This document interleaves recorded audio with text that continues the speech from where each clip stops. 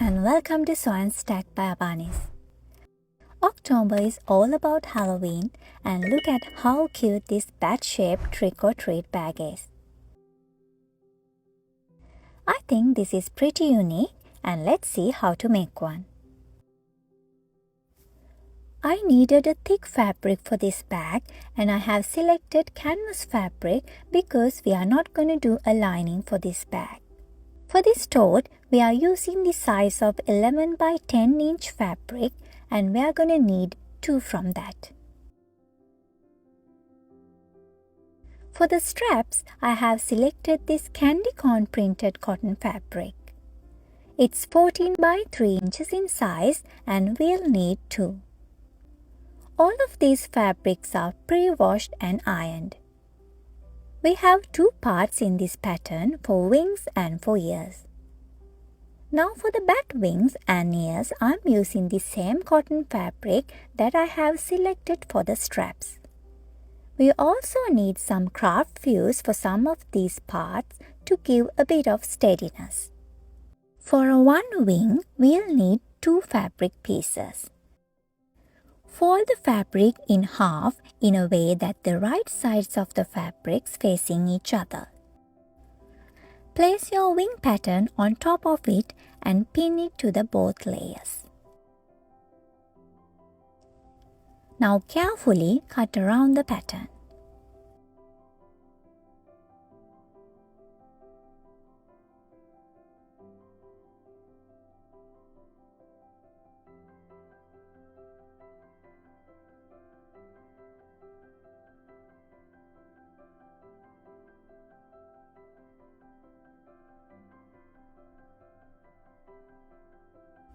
Remove the pins and follow the same steps to cut for the second wing as well. You can always cut 4 fabric pieces for the wing in one go. But I don't want to make things confusing because I'm still learning my way around some of these things as well.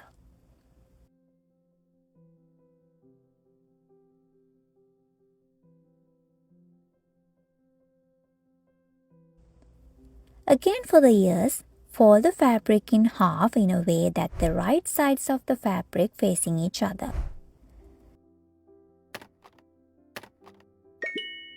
Place the pattern on top of it and pin it to the both layers.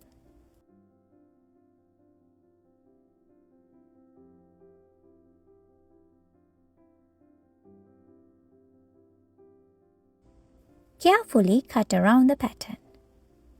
Remove the pins and cut the fabric for the other ear in a similar way. I feel like since the ears are smaller pieces, they might not need interfacing. Because of that, I'm going to use craft fuse only for the wings. Fold the craft fuse into 2 like this. Place and pin the pattern for the wing on top of it and carefully cut around it. Remove the pins at the end. You only need 2 of these, 1 for each wing. Take 1 fabric pair for one wing and select the one layer aligned with the fusing. For the fusing, the shiny side of the interface has to face the wrong side of the fabric. Then start to iron on top of the fabric to fuse them together. Now place the remaining one on top of the fused one. The right sides of the fabrics have to face each other. Take the other fabric pair for the wing and follow the same steps as we did earlier.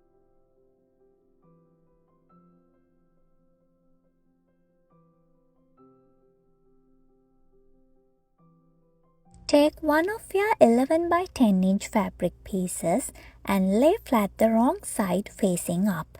Fold about half an inch strip from the wider side, which is 11 inch side, and use the iron to do the folding. You can just fold it flat using your hands as well, but this is canvas fabric and it's easier this way. Now refold it and iron on top of it. I somehow missed the footage for folding over the first one. Please make sure you do that. Use pins to keep the fold like this. Follow the same steps for the other fabric layer, and we are going to sew on top of these folded parts. For the 2 pair of wings, pin the 2 fabric layers of each pair including the fuse.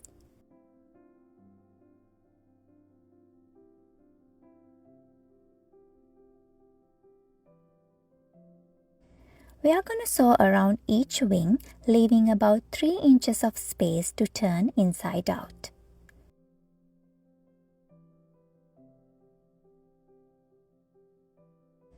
Also, for the 2 pair of ears, we are going to sew around, leaving an inch of space to turn inside out.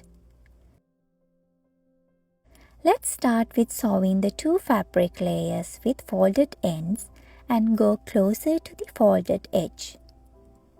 Use a coordinating thread, and I'm using black color because this is for Halloween and it's gonna stand out. Also, I'm too lazy to change it to a matching color. Remember to do a little back stitch at the beginning and at the ending as well.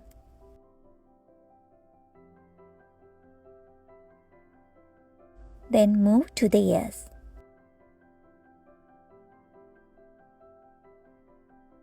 I have maintained a 1/4 to 1/2 inch seam allowance here. Sew around the ears, leaving a space to turn right side out.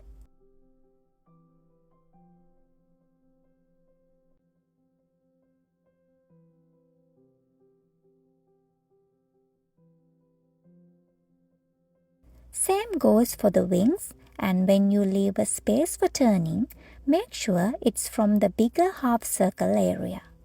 Then it'll be easier to turn right side out.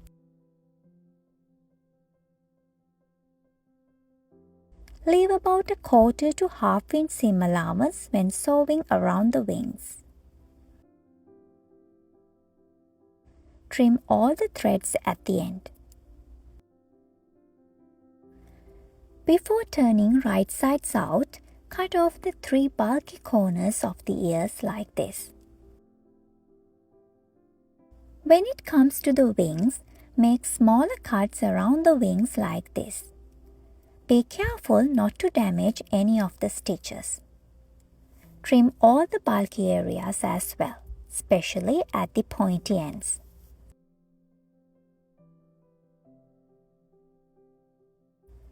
Since this is a curved shape, by doing so, things will get a little easier when turned right side out.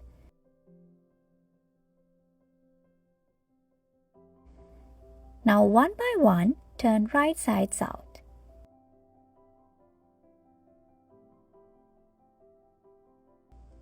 You're going to need something like this wooden rod to poke everything out. I must say, the patience level of this project is little higher, but I think it's pretty unique.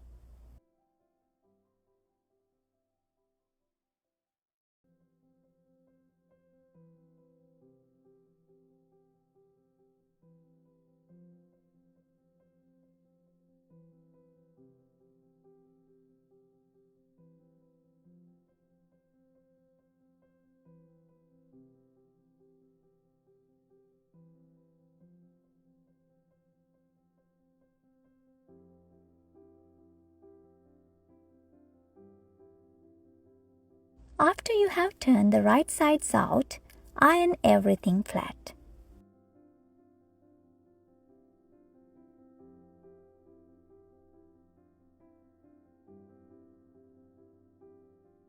We are going to top stitch all 4, enclosing the openings we left earlier.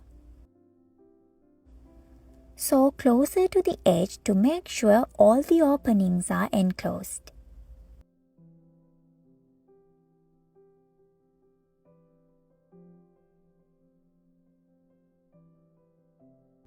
Go a little slow with the wings because of their shape, especially at the curved parts.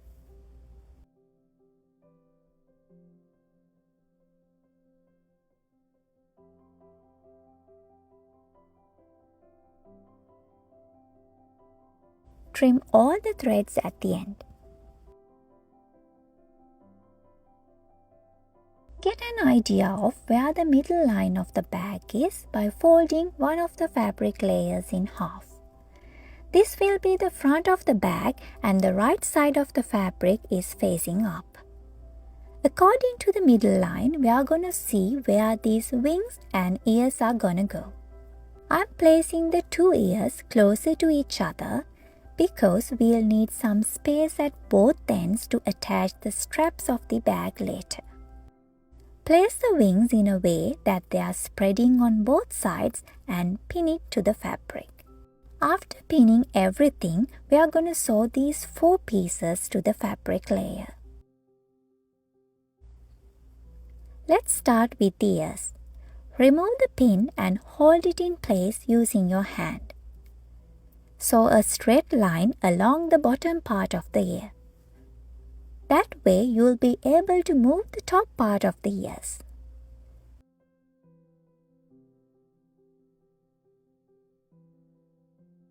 Do the same for the other ear as well. When you sew wings to the fabric, make sure to stay on the base part of the wings only. That way we'll be able to move almost half of the wing freely. Just sew some random pattern to attach the wings to the fabric. Also, don't sew closer to the tote bag's fabric edge because we need to leave some space to complete the bag. This is how everything looks at the end, and as I told you earlier, 2 wings are attached but also can move freely.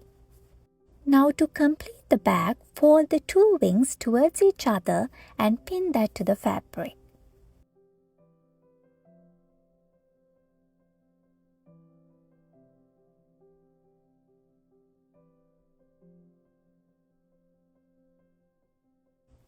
Place the right side of the remaining fabric piece on top of that. Right sides of the both fabrics are now facing each other. From this point on, this project is similar to making a regular tote bag. Now pin the 2 layers, leaving the top side open.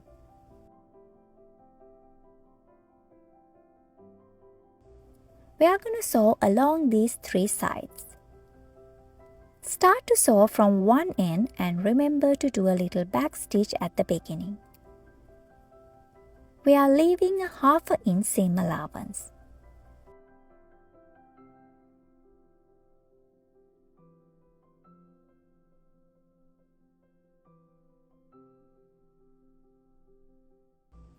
Do a little back stitch at the end. Finally, trim all the threads. Since I'm not using any lining for the bag, we'll need to secure these edges to reduce the fraying with time. I'm using pinking shears to do the edges. First, I'm going to trim off the 2 corners in the shape of a triangle to reduce the bulky parts like this. Then I use my pinking shears along the 3 sides to reduce the fray. If you have a serger, you can use that, or you can do a zigzag stitch along the edges.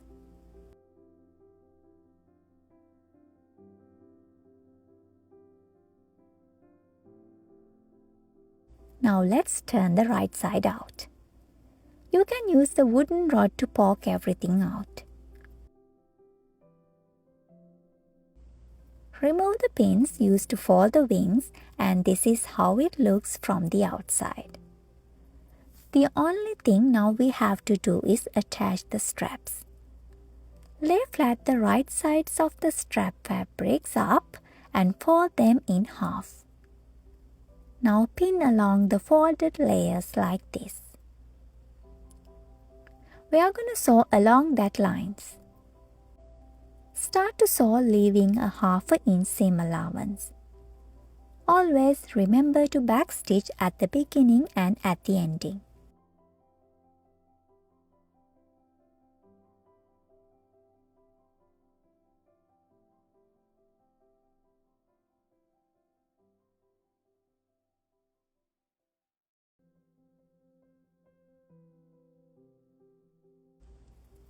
Trim all the threads. After sewing both straps, use a safety pin to turn the right side out. Attach the pin to one of the layers, pointing the head of the safety pin upwards like this.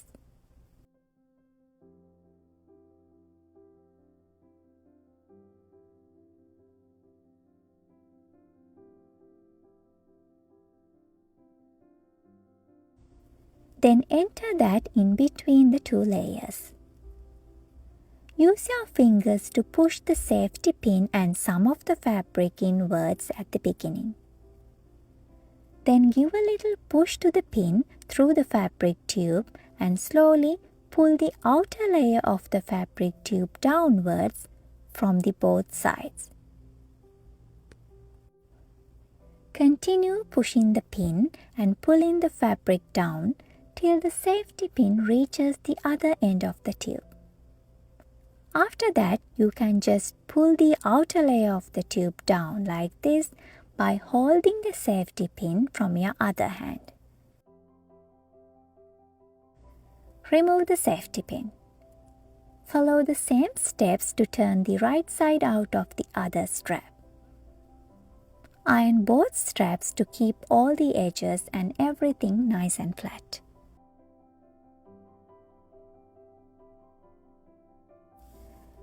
Fold and enter about half an inch of the tube inward like this at the two ends of each tube.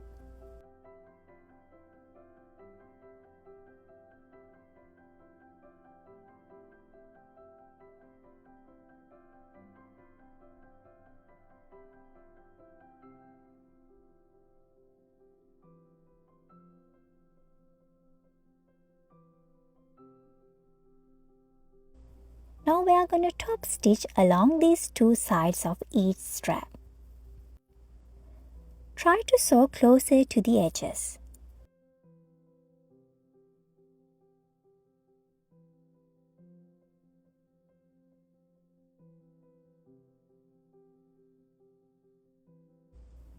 As you can see, there are two lines of top stitches running along the strap.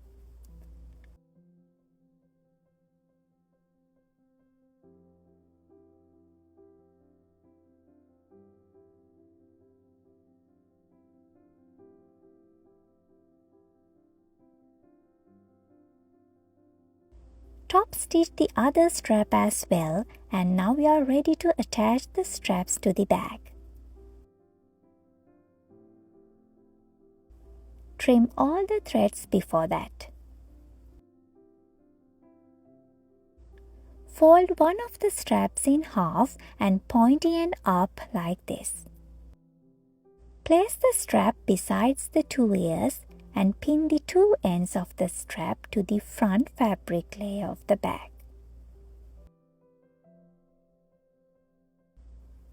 Turn the other side of the bag and place the second strap aligning with the first one.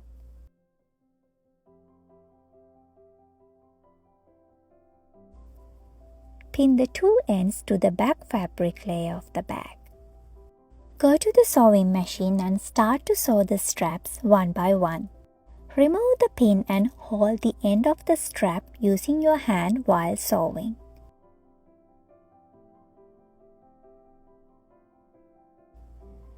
You can do a single straight line or you can go back and forth stitches to strengthen the strap.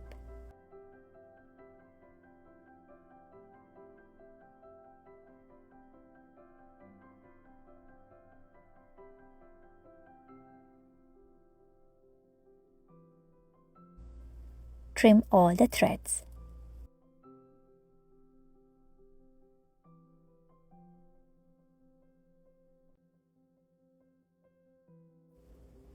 Now let's move to the other ones and follow the same steps to attach the straps on both sides.